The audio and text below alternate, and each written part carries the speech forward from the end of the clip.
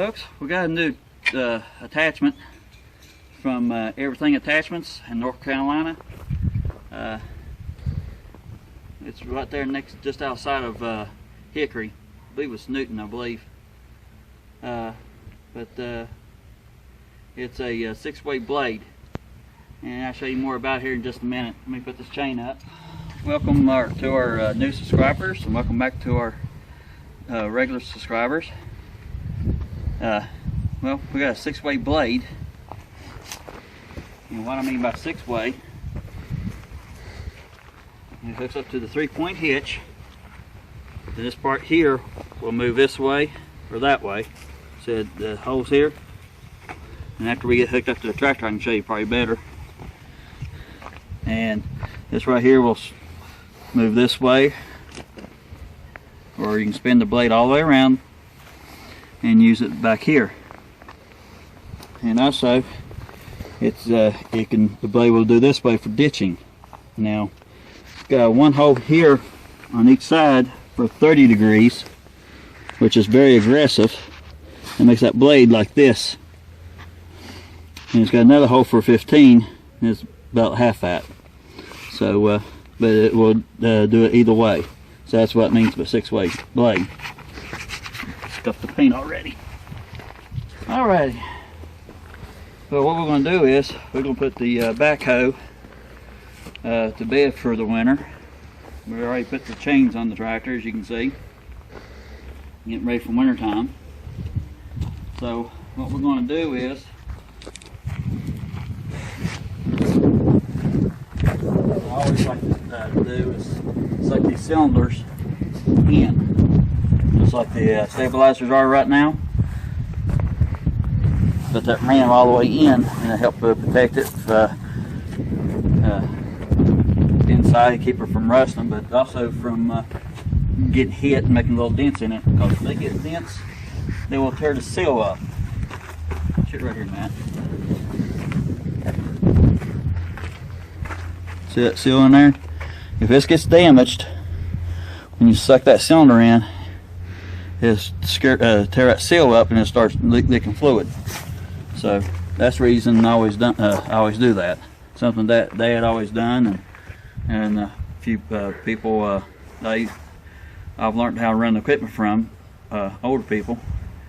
That's what we always done, to suck them in so that they won't get tore up. And plus, if you're going to use it for a long time, it'd be a good idea too. That way it won't get rusty. So anyway, what we're going to do is, I got this marked off up here next to the house here, and we're going to lay a tarp down, and we're going to put the backhoe on top of it. We're going to stretch it all the way out, put all the cylinders in where they would be inside their jacks, and we're going to set down the tarp, and then we're going to drape the tarp on top of it. In theory, I believe it'll work, and that way keep it from getting so much winter, snow, rain, what have you. And we've been getting a lot of rain here lately, thank goodness, because it's been dry out. We've had some fires out around us. Nothing real drastic like they did down in Gatlinburg, Tennessee.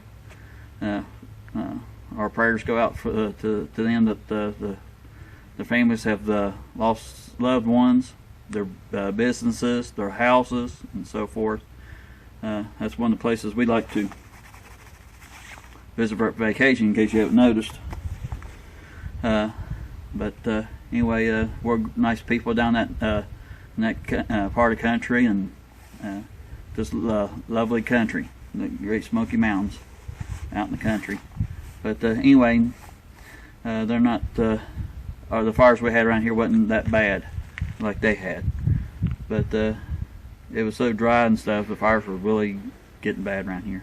But not that bad. But what we're going to do is lay that tarp down. We'll put the backhoe on top of it, drape it over it, and I believe what I'm going to do, I'm going to park the F.E.L off of it too for the winter, and just have the scraper blade on the tractor. And the reason why is I can get the tractor all the way in the tractor shed there, the Kubota shed. So let's get to it. Alright folks, I had some viewers that asked me some questions, and I thought I'd touch base with you on them right now. One viewer asked if, Gary, is it normal for the backhoe to leak off when you're running or it's setting? Yes, it's normal.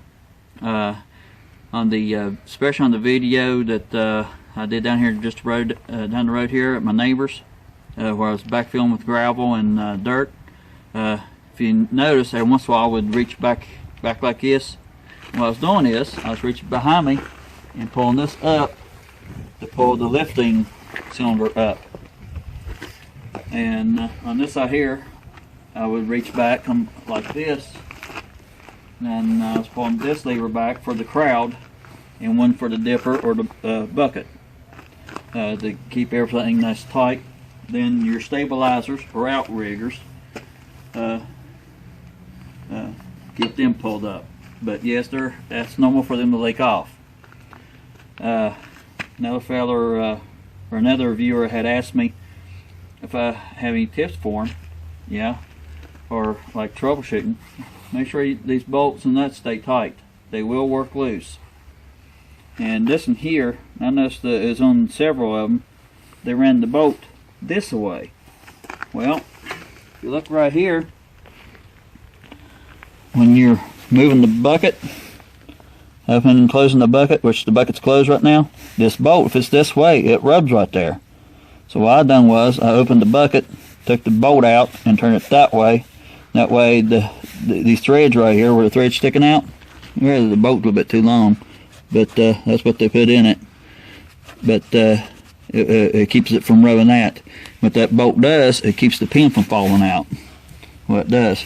But yes, you need to keep checking your bolts and your nuts, make sure they're still tight. That should be part of your pre-trip on your machine every time you use it. And another thing too is right here, make sure your fittings are staying tight. I didn't film it, but when I dug some holes back here in the back to bury them rocks, which I will show you here in a little bit what we done down there. But after I got through digging, I noticed there's hydraulic fluid down here. And what was, this one came loose, and it was coming down here and pulling loose right there. Wasn't leaking bad, but just enough. But anyway, make sure they stay tight and check for leaks on your hoses and all. And another viewer had asked me that they see me push myself or pull myself forward with the backhoe. And how do I do that? Well, I'm a little bit skittish of telling you how you do it, but this will be not a how-to video. This is how I'll do it. But the backhoe with these BXs, they kind of fuss at you if you're doing 3 to 4 things at the same time, especially under a load. And that's normal. It's because the pump ain't that big like on these commercial backhoes and such. And but basically what I do is I put the bucket down and I'm pushing myself forward. And one thing I do when I'm digging, I always leave the bucket down just like it is,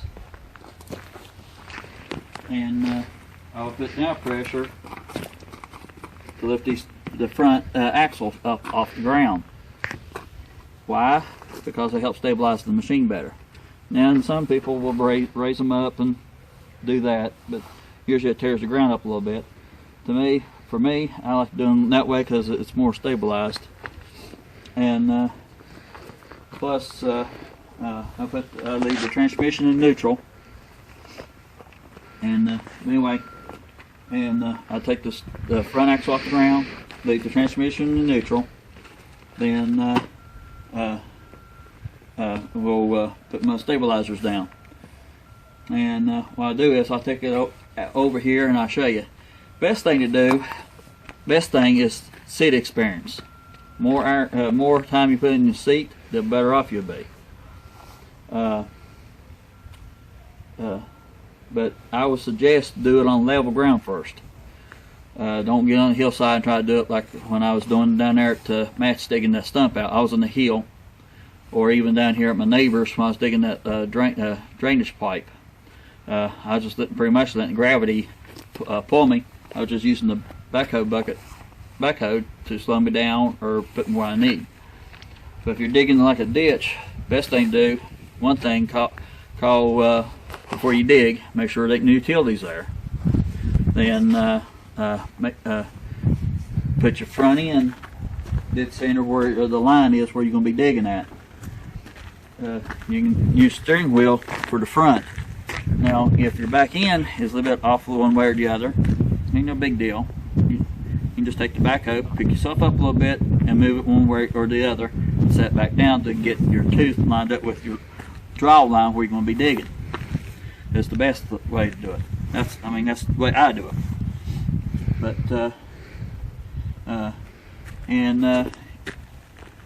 if you wonder why I lift my stabilizers up before I push myself, there's two reasons. One, they won't drag. One, they're sticking out there just up high enough in case I do something I shouldn't do or something going on I don't see, and it keeps it will catch the machine. But actually, the tires will roll. But when I go push myself, I have the backhoe holding where I'm going to be sitting at.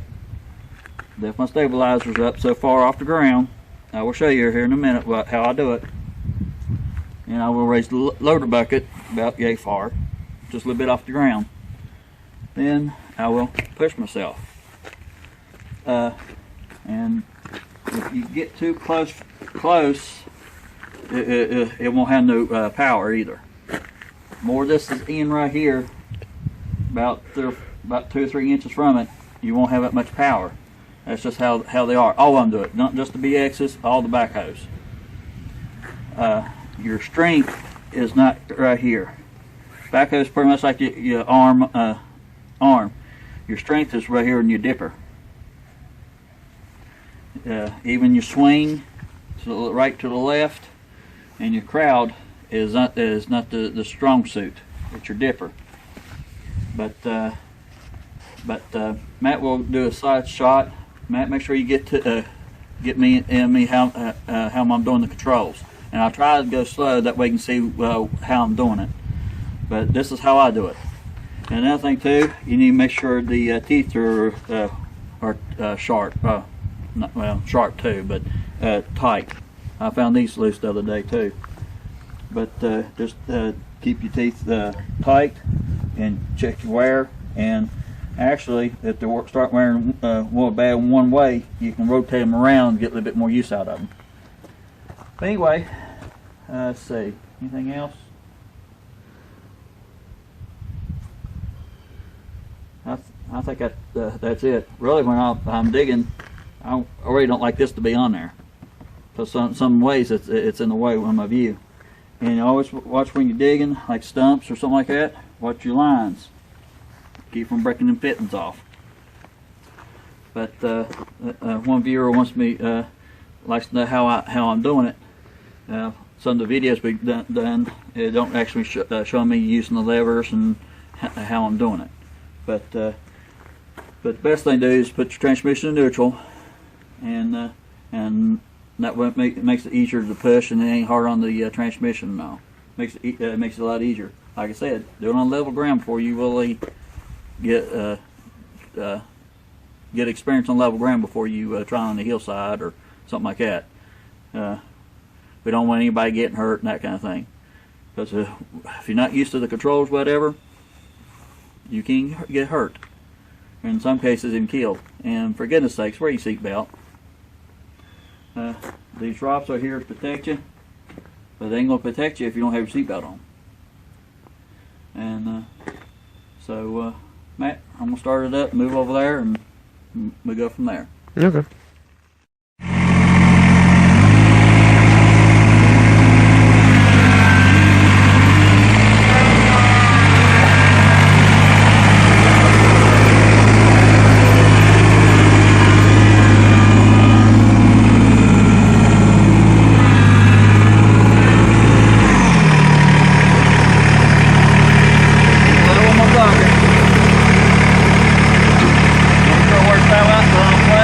rotate.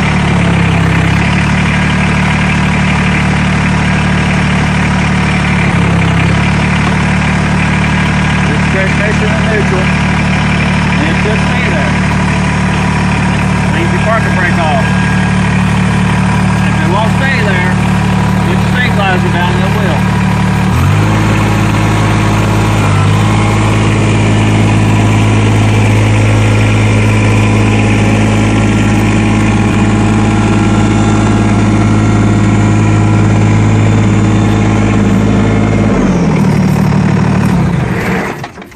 Another thing too, I just thought of when I rigged it up for the hydraulics.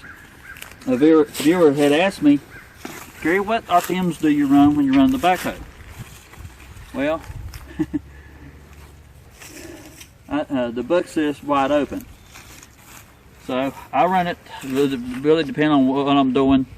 I run anywhere from 3,000 to 3,500. Wide open is 3,500. And the reason why is, the book even tells you to run it right open, and the reason why is for that pump to be turning its RPMs. If it ain't turning its RPMs, you're not going to get the full volume through the hydraulics. And it's got to have that RPMs for the power. And you're not going to hurt the engine. It's designed that. As long as you don't screw around with the adjustment where make it run faster, as long as you leave it where the factory have put it there, it will be fine. But I know some people say, oh gosh, that's too fast and all that. Well, depending on what you're doing maybe.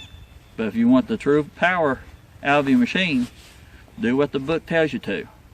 And the book for the BX for mine tells me to run it right open. So do the salesman and the mechanic up there at the dealership that I got it from.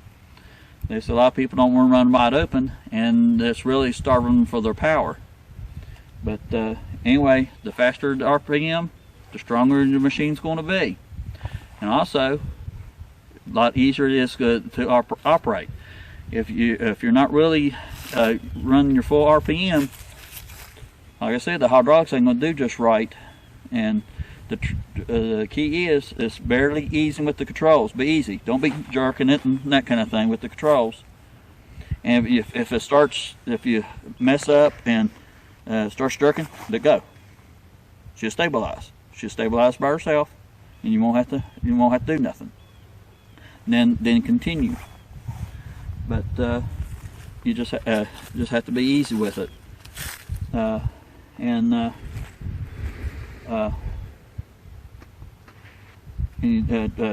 level the machine up, and in some cases, sometimes depending on what I'm doing, if I'm doing a job for somebody, not in particular BX, like a bigger machine, I will put me a low level right here. Like I said, depending on what I'm doing, it depends if it's really what's the word I'm looking for? Precision. I'll put a level right here, and it will tell me the level of the machine this way. Now it's up to me this way to keep it level or put a grade on it. Like I said, depending on what you're doing, but you can do something like that. Just put your couple of zip ties on it and do it that way. Pause it, Matt, and I'll show them what I'm talking about. That's what I was talking about, folks. Put just like that, zip tie it, and that will tell you the machine's level or not. If you in something not precision, but I doubt you will. But these machines good for home use. If you're going to make a business with it, I don't recommend it, because the hydraulics is just not that fast enough for industrial. But for home use, yes. And another viewer asked me, what's my dislikes about it? Well, I wished when you run the backhoe, I wish there was a control panel over here where you can cut the machine off and on, and you can keep on your oil pressure and your water temperature, which they got electric gauges on it. And I like hydraulic gauges comes to your oil pressure and your temperature, because they won't lie to you. I've had electrical gauges that kind of misread you. They could be running harder, cooler, less oil pressure than it really has, or too much more oil pressure, something like that. The hydraulic gauges are more accurate. But anyway, I like to know what my power plant's doing, my engine. I like to know what's going on with it. But the way they got it, you got to turn around and look at your gauges, which it is what it is. But I mean, that's the few dislike one thing I don't like about it. And I had a viewer ask me about the canopy. Well, if I liked it or not. Yes and no. I love it because it keeps the sun off of me, but there's been occasions I forgot it was there. And actually, I don't know if y'all noticed or not, but this side right here is kind of up a little bit higher. And the reason is, dummy forgot all about it. Now when I was mowing over there at the back porch went up here. That's why this is cracked right here. I got up against the porch before I noted. I was watching the F.E.L control and all this down here. I forgot all about that up there. So it's my fault, but you really have to watch around trees, clotheslines. Show the clothesline there, man. Yeah. And if you're wondering how I mow around the clothesline, well, the answer is very carefully. What I do is I put my hand up and I will come in this way, and I will put my hand to catch the clothesline itself, and I will mow this way, back out, move over, pull in, back out, and I just keep doing that, and then come all the way around here, and that way I make sure I don't run into it with the rocks, because the rocks are there to protect you, but they also can do some harm too if you ain't careful. And plus, like these guide wires on these light poles, you gotta watch them. But anyway, that's that. Okay, folks. Another viewer asked me what I think what do I think they should do about ballasting the tires. Well, I don't know. I don't know really the situation. If you don't have the backhoe, most definitely you need something back here if you got the loader. Because if you pick up something, well, common sense is going to tell you it's going to, well, I call it tippy toe. I mean, tippy toe, all your weight's going to transfer to your steering axle, and your rear axle here is going to be off the ground. So either put some kind of liquid ballast in, which it won't freeze, or if you got the backhoe, you really don't need to put the ballast. I put the ballast in because there's times I don't have the backhoe on there. But most of the time I do, mostly for candle weight. So to answer your question, that's really up to you as the operator and the owner. But if you're going to be doing any kind of lifting, yes. And another viewer asked me about turning the hydraulics up. Well, that's kind of like a sore spot, like where what RPMs you should run. If you're an experienced operator, naturally you're going to want to turn the hydraulics up because they just got them set back so far that they won't hardly do anything. But if you're first time running equipment and stuff, I would say no, don't turn the hydraulics up. The reason is if you turn them up and you don't turn them up over 2,000 psi, you keep under that. This one here, it's at 1975, ain't it, Matt? Or 1985? Something like that. It's close. Well, anyway, I shimmed it where it won't be over.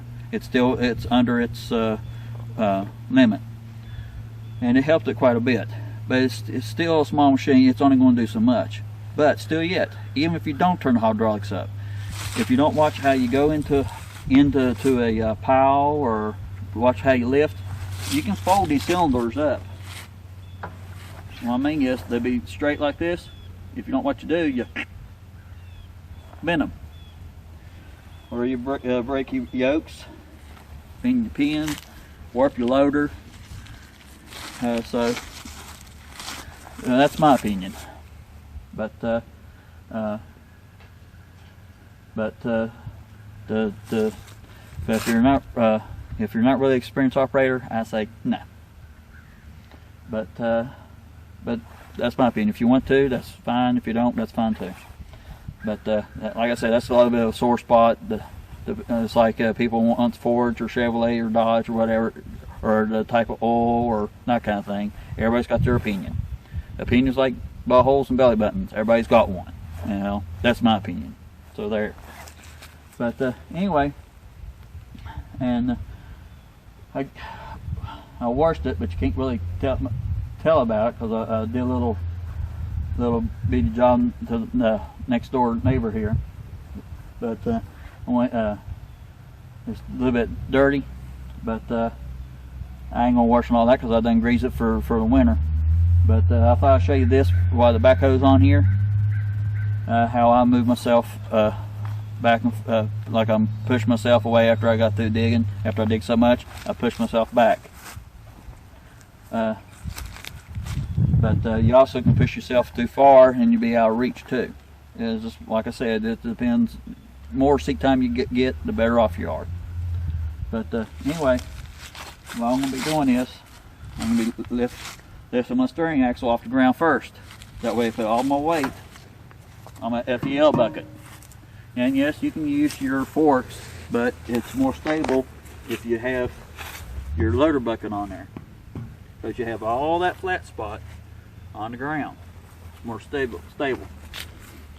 Then, but when you do that, make sure you have your stabilizers up a little bit to make sure you get that way you get more height off of there, like this.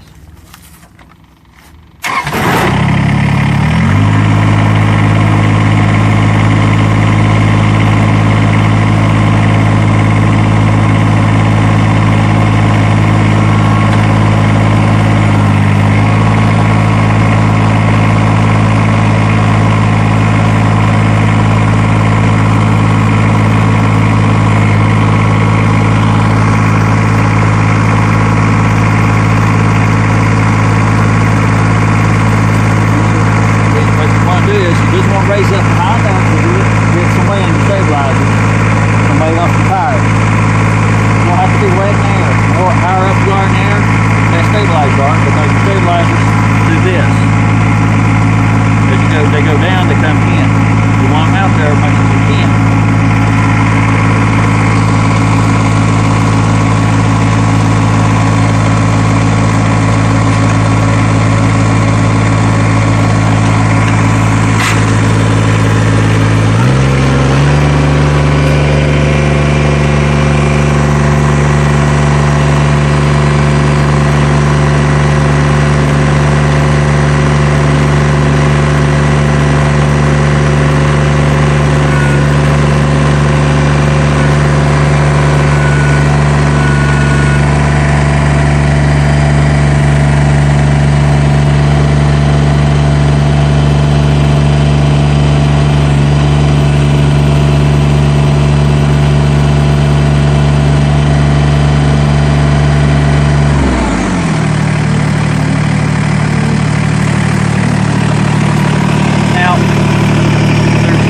Ways you can push off.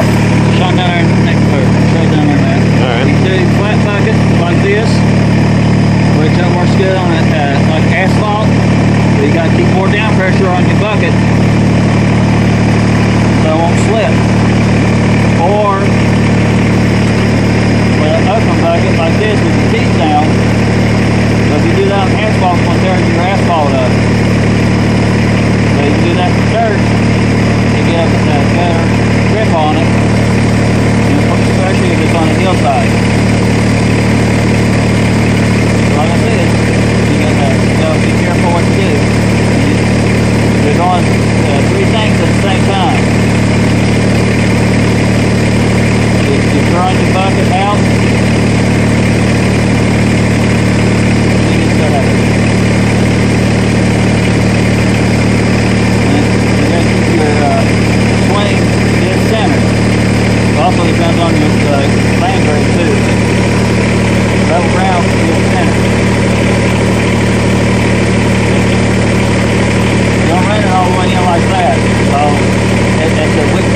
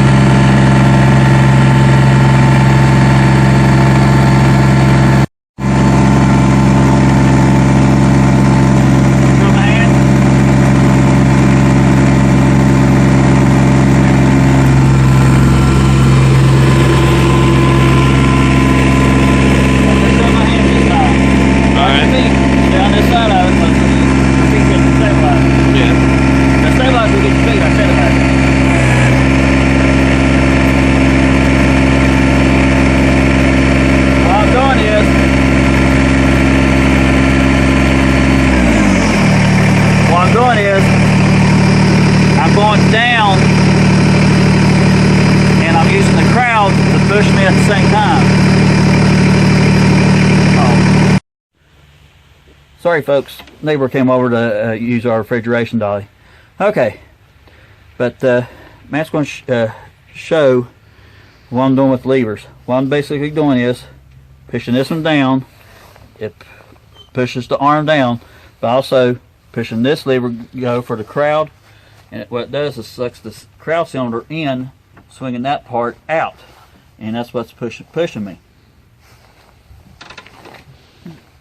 And at times you may have to use your bucket a little bit, depending on the terrain and what's going on. You might have to use your dipper just a little bit.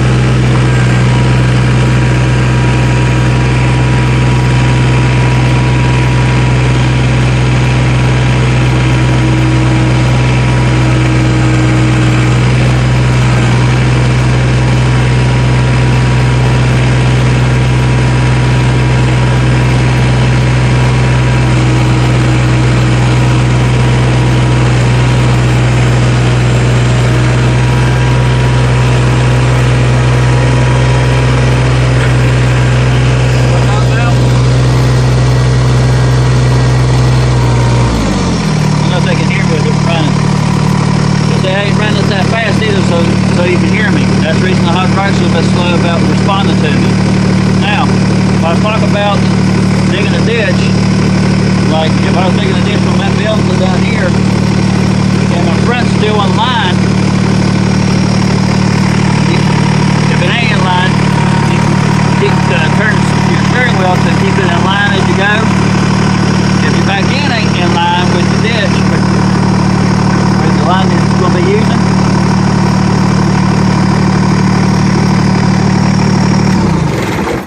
this pin right here is the center of the tractor. If you have your line drawn on the ground, you have that pin dead center where that line is, and it'll be straight every time. And you go by where these buckets are 12-inch buckets, you go by with the middle tooth on these. That's where you put your tooth down on your line. And if it's kind of one-sided or something, this is what you do to correct it. Or this is how I do it, I should say.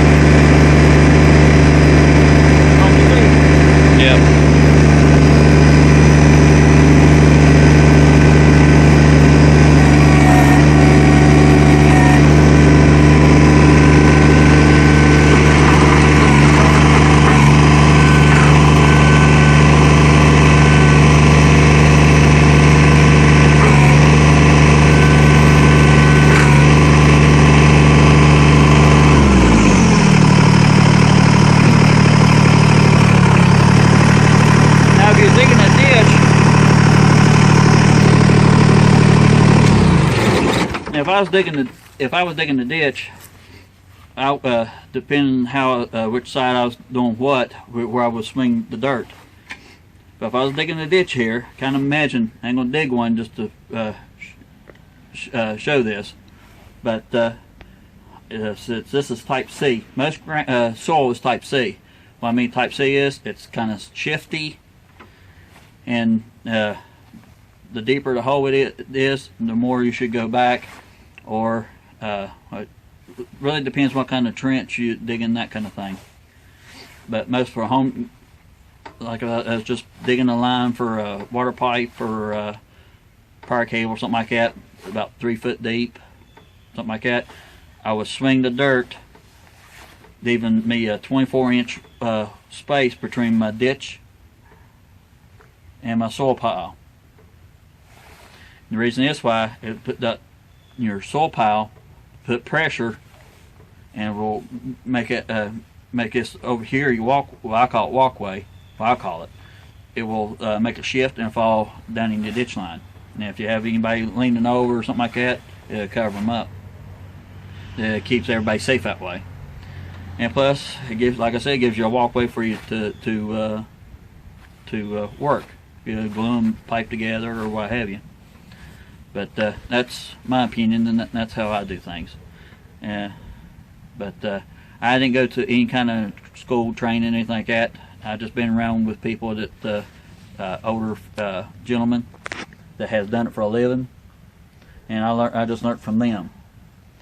I started off running equipment probably about 10, 11 years old. What I started off with was a John Deere 310 track loader. Then I can't remember what size John Deere backhoe it was, but then another gentleman had a case and backhoe and that kind of thing. But anyway, this is how I do it now. It's not a how-to video. This is how I do it, and it may help you all out. But key thing is this right here: seatbelt. I cannot stress that enough. Seatbelt. And yes, there's times I don't wear it, depending on what I'm doing. But anytime I'm doing something like this, yes, I wear a seatbelt. And like I said, these here are here to protect you, but they ain't going to protect you if you don't have your seatbelt on, because chances are it's going to roll over, and it's going to you're going to roll well underneath of it. But anyway, I hope that helps you out some. Let's see. Can you think of anything, Matt? Can you remember any other questions? No. About the backhoe? But anyway, folks, this is how I do it. Like I said, practice on level ground till you get the hang of it and that kind of thing, the feel. And like I said, be easy with the controls. Don't be doing this, because it will sling you plumb off the machine. You want it to be nice and steady. Start off a little slow. It won't take for a minute to start swinging or wherever you're doing. But you start off a little slow. Of course, I know the engine ain't running, but it's basically the same thing. Start real slow. Then you pick up speed as you go. But have a plan what you're going to be doing before you do it. And another thing too is, like Matt right there. Right now he's in my swing radius, filming me. What I mean swing is, if I had the backhoe stretched all the way out, it would hit him if I swung that way. For your safety, especially for others, keep everybody out of your swing area. Not only for cause swinging the dirt, what have you. If you're fooling with the stump or a rock or something, and you got a lot of pressure on that, and if you got some pressure on the swing, if it will let go all of a sudden, it's going to come around and it's going to hit somebody or hit somebody, hit something or hit somebody. So hydraulics is a funny character. They don't have no mercy on anything. Like I said, you can tear the machine up. You can twist the boom if you don't watch. You can hurt somebody that's got a little bit of a bind, swinging, or even pushing yourself or something. And I seen this the other day. I seen the water company do this the other day. I was running an errand. They was replacing a water line in the street. They had a guy standing right here beside of them, which that's fine. He was out of his swing radius. But do you see a problem with that? The problem is, like I told Matt right ago, watch his feet. The stabilizer. It could happen to anybody. I don't care what kind of operator you think you are, or you may be a great operator. But it still can happen. I always try to keep everybody away from the stabilizers in my swing. If I let somebody down there where I'm working, it's because we're used to working with each other. But still, yet you still have to be careful. What I'm talking about is like when I was picking myself up, moving myself over or something. If I was digging, and all of a sudden I want to get more aggressive and get a more bite, and I push down for down pressure, it's going to push the backhoe up. When it does, it's going to lift the stabilizers up. And somebody can put their feet underneath that stabilizer, and then while that back down, it's going to get their foot. So, so you have to be careful with something like that. But I think I covered everything, I believe. But anyway, I hope this helps somebody out.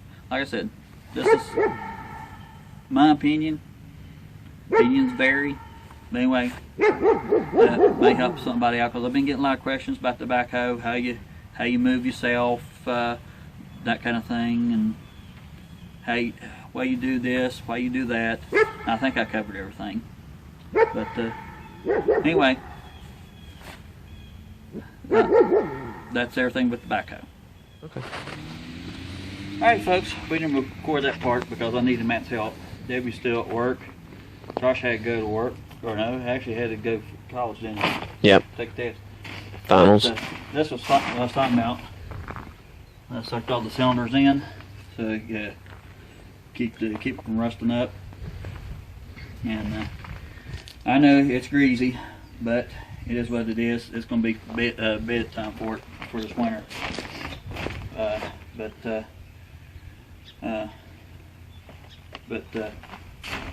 I got a strap here on the stabilizers to keep them from leaking off.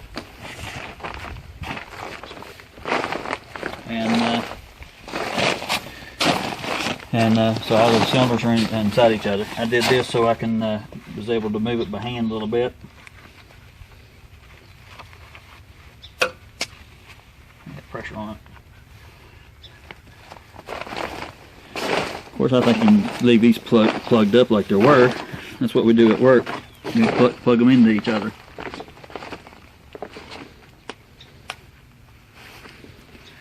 And we'll just stick it right down in there where they're to be protected. But anyway, that way they keep them from leaking off and keep everything from getting scratched up or getting rusty. It's still like that because the swing cylinder. And we got pretty much all the way there. It lacks about 2 inches. But what we done was took grease and put it on the swing cylinder. But anyway, that way it's good for winter time. So we dig it out in the spring if we needed to, which we do. There's some projects I want to do in the spring. But anyway, now we're ready to fold this up and fold that over and tuck it in like.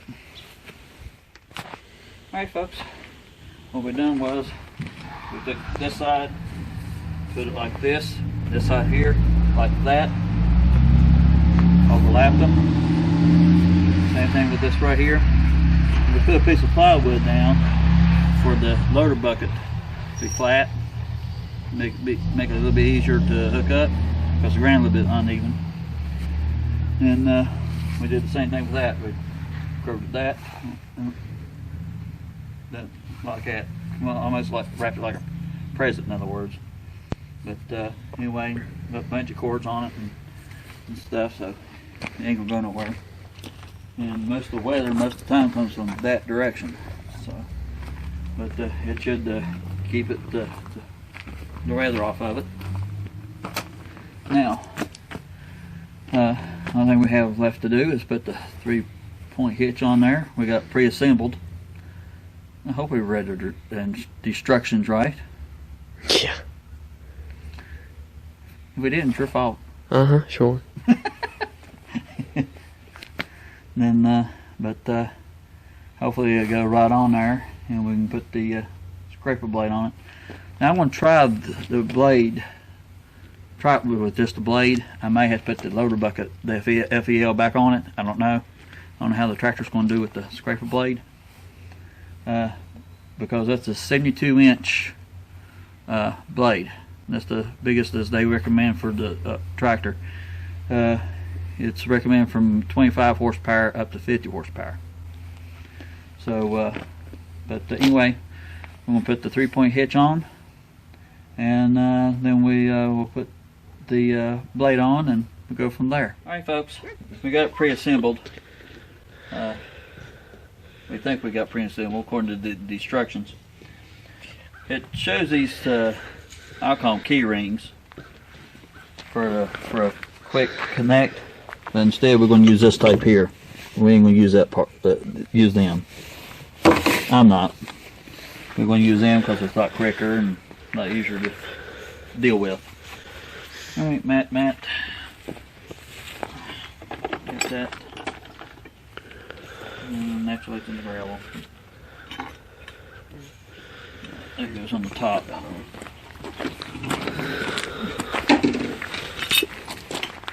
Hold on, I'll help you. On the other side.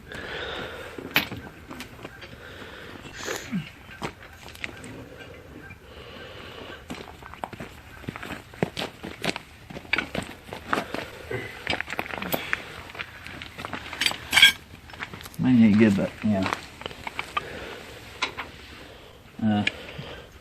No, I'm gonna have to put them on here first, then.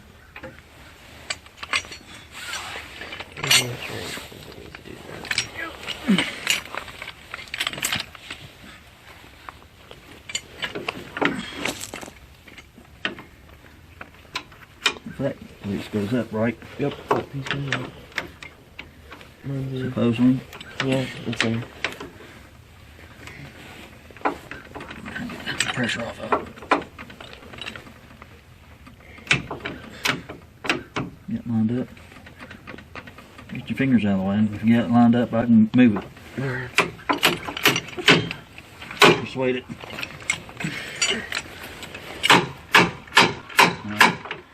Now, this little dude's splotchy.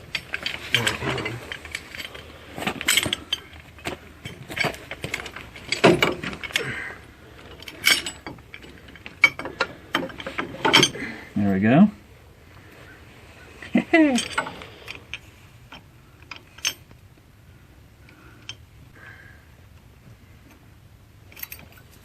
Oops. And gravity works as always. Blooper. Yeah, well, that's the worst thing happens. We'll be alright. Yeah. Alright, where's Where's what? this piece? Well, then you put this on first. Oh. That was just the top link. We've got to hook this up to the lifting arms. Like that.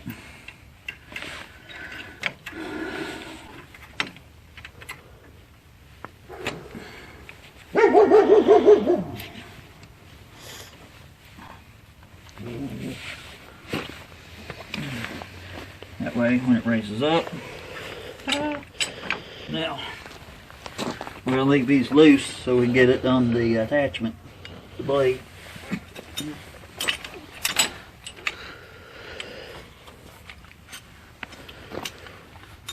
Let's see. Pull that pin out.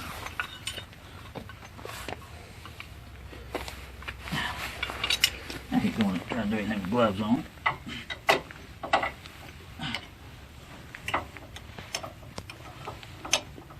Mr. Hose is in the way. Alright. You sure that's right? What the book showed anyway. The directions, these directions. Yep. Make sure it's timed right. In other words, both in exactly even. Alright.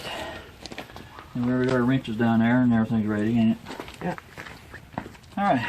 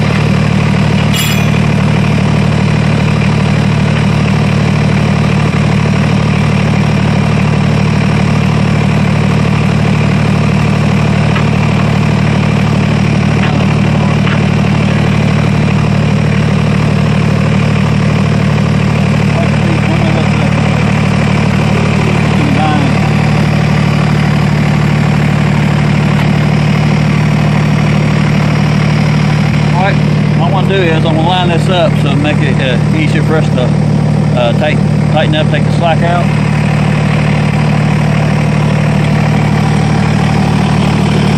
What you got to do is line this bolt up with the PTO shaft or PTO attachment. Alright, Matt, easily drop it down. Get on this side of the driver. On the shoulder.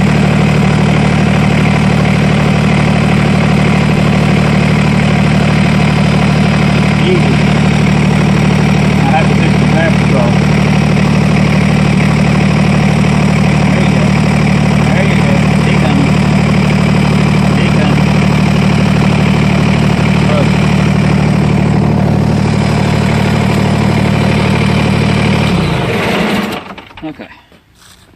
We can get our top link fixed. Maybe.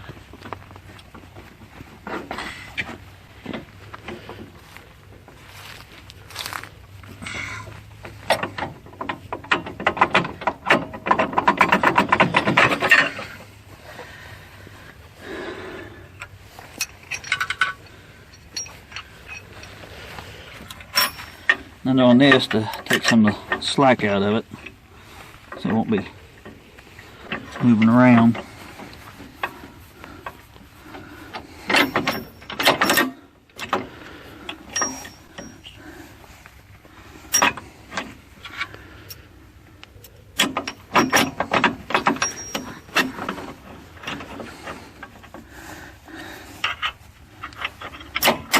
And still got a little bit of slop in it.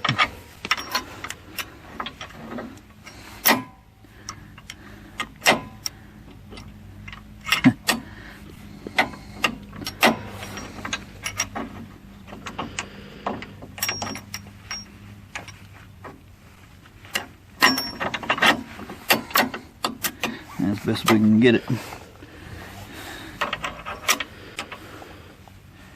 No washers we got? Yep.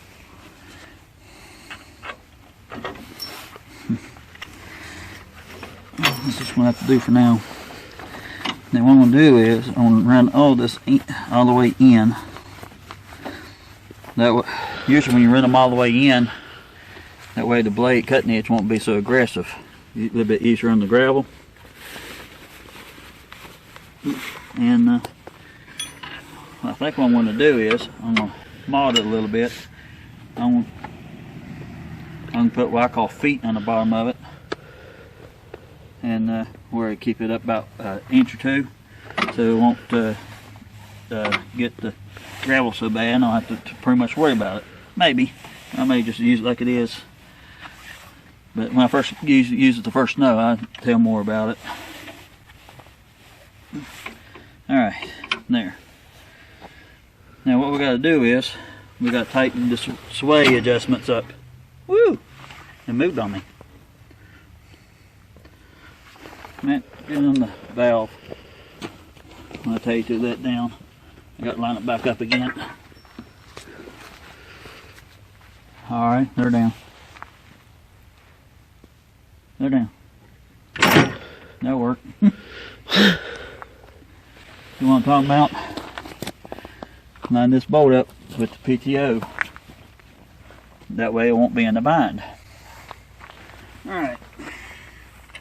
Now, we got to adjust these up.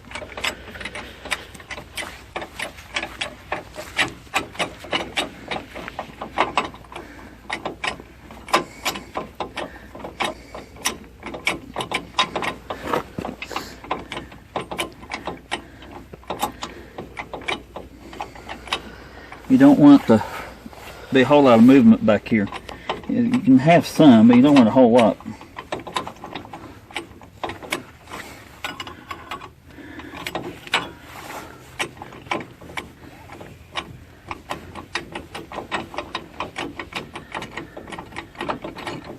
There you go. And what we're after is take all that slack out. You're bringing these in, you two main arms here. This is the lifting arms. You're bringing them in, and that way it won't be moving back and forth so much. That's what we're doing.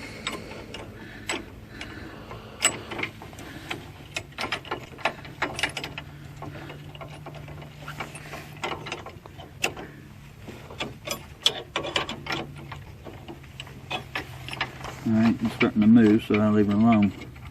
I'm doing this for a gauge.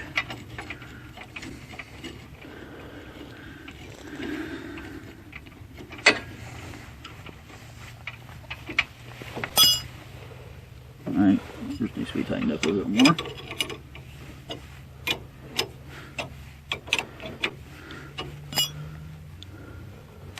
Ouch.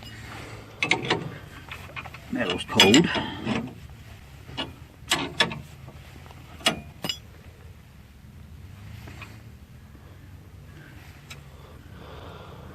You don't have to be precise, but The closer you get to it, the better off you'll be.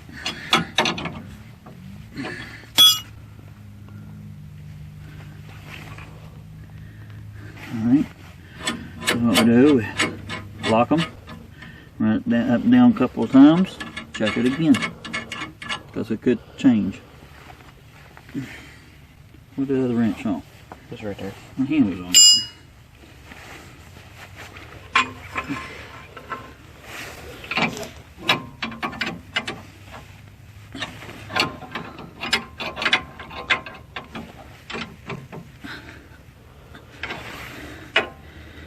That's fine with the 3-point hitch on it after all this time.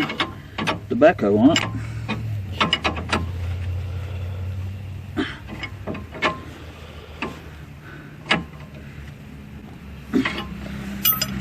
Alright, that's on the same side, that's on the same side.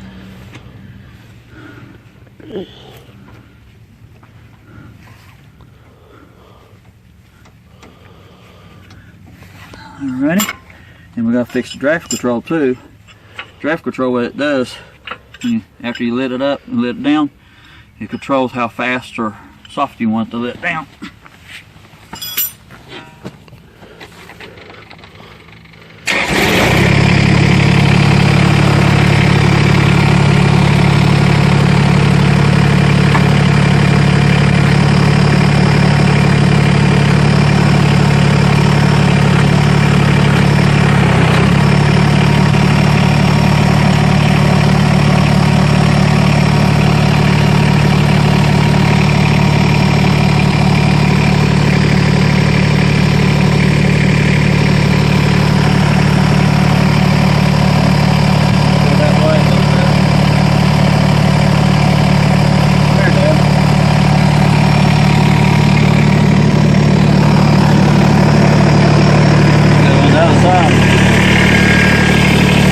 This is the draft control.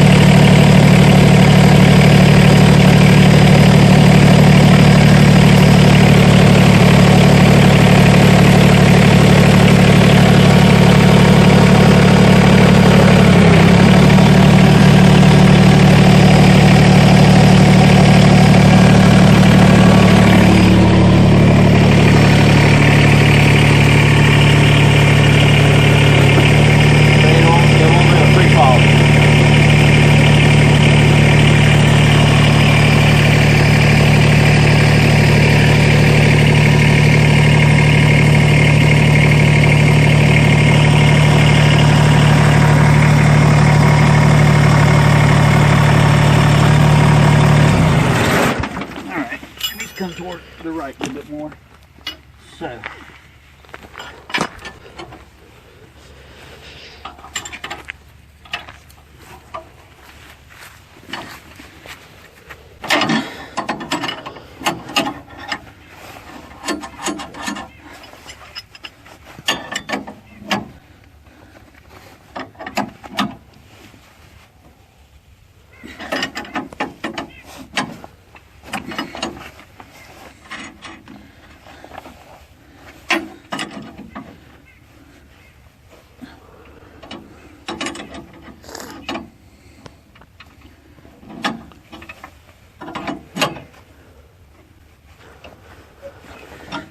See which way is which, and I forgot which way to turn it now.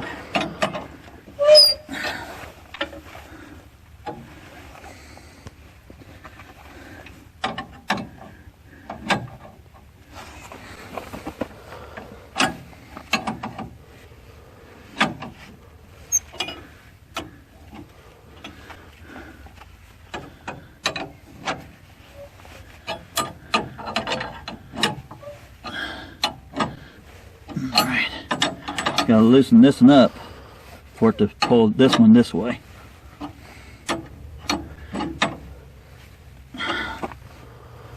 How's that look, Matt?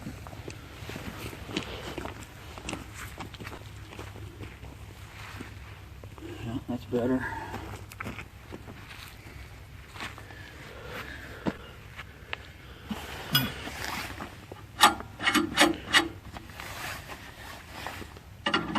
course, it was sitting on the ground too, so that's probably why it didn't move very much.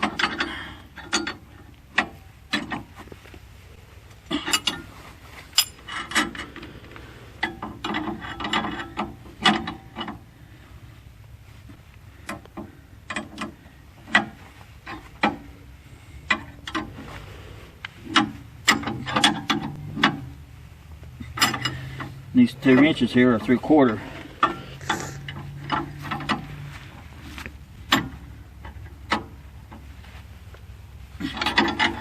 All right, let's work a little bit more and make sure.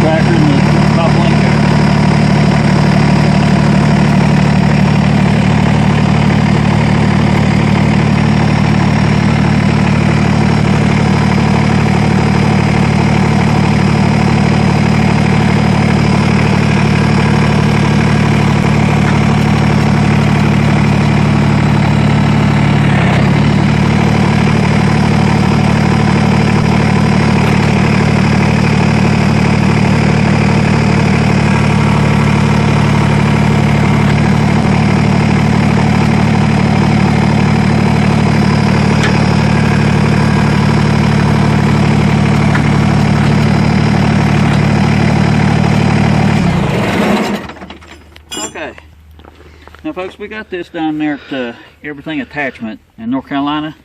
Newton, wasn't it, Deb? Yes. It's just outside of Hickory on I-40. Great group of people. And they make all kinds of different attachments and stuff. This blade is a 72-inch blade. And it's the biggest blade they recommend for this horsepower tractor. Anywhere from 25 to 50 horsepower, what they recommend this blade here for. And there is a link in the description of this blade and to their website. And the stand here is for the help you to lift, drop it, and help you use to hook up. And it's what they call a 6-way blade. And what you can do is pull that pin out, and it will go side to side. Now, stuck on the paint like that. It will go either way, and just like that.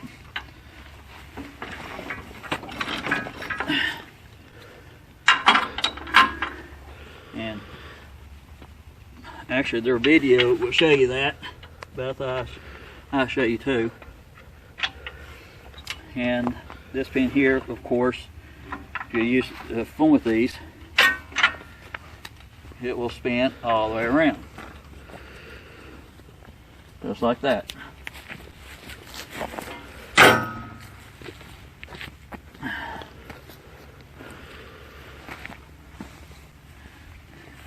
Stiff from the pin, stiff from the pin, stiff from the paint. All right. Another option this one's got is ditching. And what I mean is, you pull this pin here, and they got you can ditch either side. But you that's dead zero. That's 15 degrees, and that's an aggressive 30 degrees now. Probably have to raise it up a little bit more for a 30.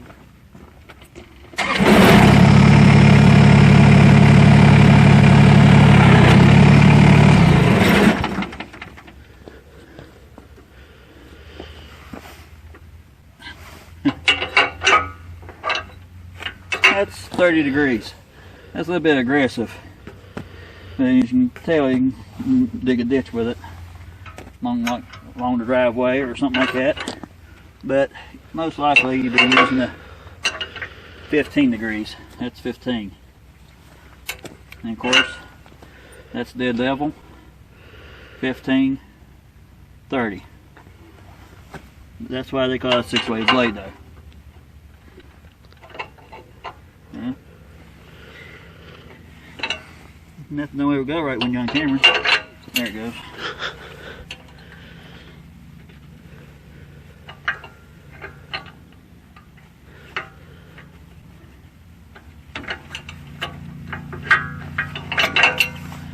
Okay. Anyway,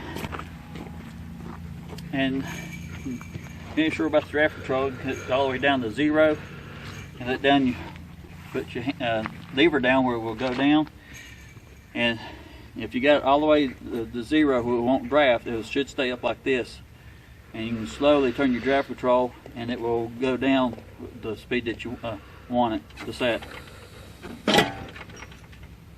That's pretty much fast enough.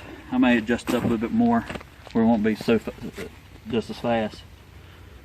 But anyway, what I was saying was, if you need to line this bolt up with the PTO, because it's dead center, and this should be dead center, and it won't be in such of a bind. It'll be easier on the blade, easier on the tractor. So anyway, they're only 3 hours away, everything attachments, so we just went there and picked it up. So, but I believe it was a good heavy duty enough blade, and I got mostly just for plow snow with, but I'm sure I can use it for other things too, where it's got different options on it. And that adjustment too, folks, besides your top link here, is your level adjustment right here. Of course, they have it already preset and it's already pretty much level.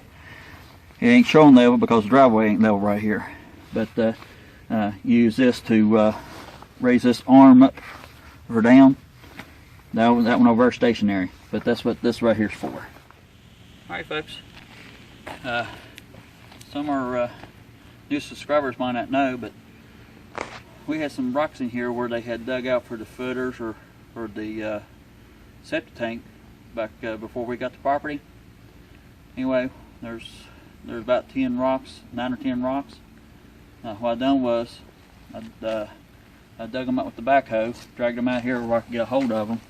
And I lined them all up through here, staged them, and see what I had. Then what I done was I didn't video it because it's going from rain and snow and everything. I was trying to do it in a hurry. And basically what I done was I dug one hole at 6 foot, 5 foot wide, 5 foot in length. And the reason I made that big of a hole was because when I put the rocks in the hole, that way I would have enough room to move around with the backhoe in case when they flopped over, if they end up going straight up and down or something like that, I can take the backhoe and lay them down flat. And anyway, I put 4 in the first hole, covered them up, dug another hole, and I put 3 in it. I done the same thing, 6 foot deep. That's 6 foot deep as the BX25D will dig with the backhoe. Then I put the rest in the third hole, and covered it all up. And of course it's rained and snowed on the dirt since then. But anyway, I back dragged it with the loader bucket and stuff and smoothed it all out. And I did that way I could get rid of the rocks, and it won't be such an eyesore. They're under the ground in 100 years. I ain't gonna care. Matt, are you gonna care? No, I won't care. But that way we wouldn't have to worry about hauling them off or anything like that. That's the reason I did that. And then later on I will back dress this a little bit better and all that, but it's really soft down here right now. Which I'm not complaining, I'm just explaining, because where we had them fires and stuff out, I'm glad we had some rain. And it's supposed to start raining again tonight. But anyway, get everybody up to speed. Remember the old truck bed frame? It used to be over there on the other side of the brush pile. I brought it over here with the BX. Just dragged it and put it right there out of the way where it's dropping the trees. And I think there's 1, 2, 3, 4 or 5 more trees I want to cut, but I ain't gonna worry about them until next spring. Too wet, too late in the year to fool with that. And my neighbor that came and borrowed the our refrigeration dolly to move a stove with, she's going to come down here and get some of this brush for firewood. She asked me if it'd be alright with me. I said fine. So she can have it if she wants it. And the people that supposed to came and got the logs, they were supposed to be in here one Saturday at 9:30, and they didn't show up. Called and see what happened to them, and one of the trucks was broke down, had radiator trouble. Never heard anything from them since. So I wanted the logs out of the yard, so I had Matt take the chainsaw, whack them about 8 to 10 foot, and or wherever the BX would handle. Some of them, as you can tell, they're a pretty good size.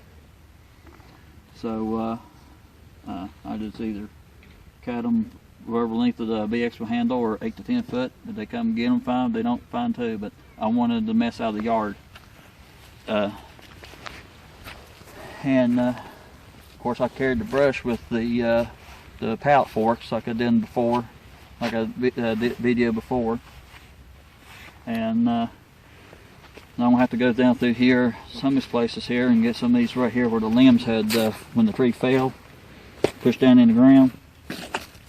Stuff like that will get a tire. So I'm gonna have to go through here and find to comb it. In other words, make sure there ain't nothing sticking up to bust a tire with or anything like that. But anyway, folks, that's pretty much it. I want to welcome our new subscribers, of course, and that's Squeaky, one of our cats coming home for supper. Going up to the house. Debbie feeds you up there. Go on. Yeah, go on. Not me. Debbie feeds you. It's my girl. Come here, sweetie.